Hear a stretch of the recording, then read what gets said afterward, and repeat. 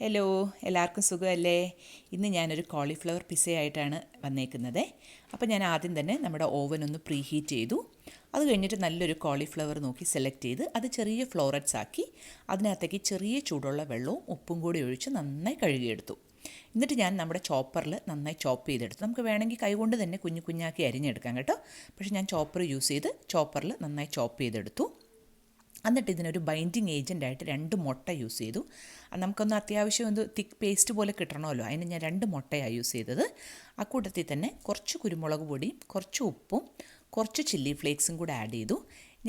നമുക്ക് ചില്ലി ഫ്ലേക്സൊക്കെ നമ്മുടെ ഇഷ്ടത്തിന് ആഡ് ചെയ്യാം കേട്ടോ. എന്നാലും നമുക്ക് ഈ കോളിഫ്ലവറിൻ്റെ ഒരു ടേസ്റ്റ് മാറി നമുക്ക് ഒരു വേറെ ഫ്ലേവർ കിട്ടാൻ വേണ്ടി ഒരു ചെറിയ എരിവൊക്കെ ഉള്ളത് നല്ലൊരു സുഖമാണ്. അതുകൊണ്ട് ഞാൻ ഇച്ചിരി അധികം ചില്ലി ഫ്ലേക്സൊക്കെ ആഡ് ചെയ്തു. എന്നിട്ട് എല്ലാം കൂടി നന്നായി മിക്സ് ചെയ്തെടുത്തു. നന്നായി മിക്സ് ചെയ്തെടുക്കുമ്പോൾ അത്യാവശ്യം ഒരു തിക്ക് ഒരു പേസ്റ്റ് പോലെ കിട്ടും കേട്ടോ. നമുക്കിങ്ങനെ എന്താ പറയുന്നത്, കുഴഞ്ഞ് കിട്ടും അത്യാവശ്യം നല്ല രീതിയിൽ.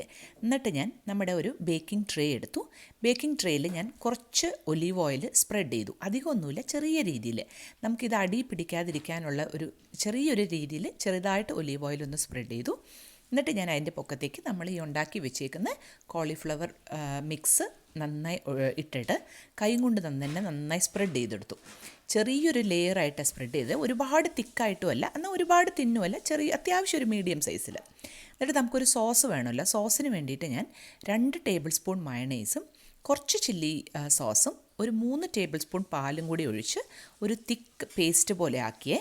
നമുക്ക് വേണമെങ്കിൽ പിസ്സ സോസോ അല്ലെങ്കിൽ ആൽഫ്രെഡോ സോസൊക്കെ ആഡ് ചെയ്യാം കേട്ടോ. ഞാൻ പിന്നെ ഇപ്രാവശ്യം ഇതൊന്ന് ട്രൈ ചെയ്ത് നോക്കാമെന്ന് വിചാരിച്ച് അങ്ങനെ ചെയ്തതാണ്.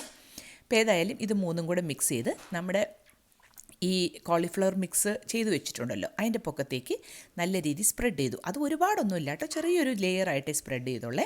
ഞാനൊരു സ്പാച്ചില യൂസ് ചെയ്ത് സ്പ്രെഡ് ചെയ്തു. അപ്പോൾ അത് കുറച്ചും കൂടി ഈസി ആയിരുന്നു സ്പ്രെഡ് ചെയ്യാൻ. എന്തായാലും അത് സ്പ്രെഡ് ചെയ്ത് കഴിഞ്ഞിട്ട് നമ്മുടെ ഓവൻ പ്രീ ഹീറ്റഡ് ആണല്ലോ, അതിനകത്തേക്ക് വെച്ച് ഒരു 20 മിനിറ്റ്സ് ഒന്ന് ബേക്ക് ചെയ്തെടുത്തു. ബേക്ക് ചെയ്തെടുത്തപ്പോഴത്തേക്കും അത്യാവശ്യം നല്ല രീതിയിൽ നമ്മുടെ ബേസൊക്കെ വെന്ത് ഒരു ചെറിയൊരു ബ്രൗൺ കളറായി കിട്ടി.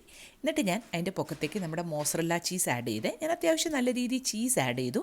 കാരണം നമ്മുടെ ആ കോളിഫ്ലവറിൻ്റെ ആ ഒരു ടേസ്റ്റും ഇതൊക്കെ ഇഷ്ടമില്ലാത്തവർക്ക് ഈ ചീസിൻ്റെ ഒരു ഫ്ലേവർ വരുമ്പോൾ നല്ല ഇഷ്ടമാവുമേ, പിള്ളേർക്ക് പ്രത്യേകിച്ച്. അതുകൊണ്ടാണ് ഞാൻ ഇച്ചിരി അധികം ചീസൊക്കെ ആഡ് ചെയ്തു.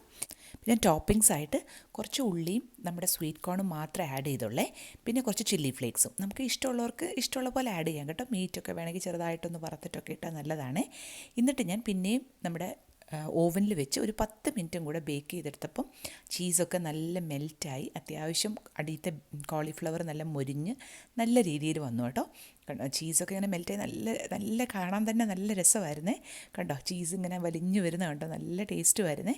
അപ്പം കോളിഫ്ലവറൊക്കെ കഴിക്കാത്ത പിള്ളേർക്ക് ഉണ്ടാക്കി കൊടുക്കാൻ വളരെ നല്ലതാണ്. അപ്പോൾ എല്ലാവരും ഒന്ന് ട്രൈ ചെയ്യണം. Bye bye.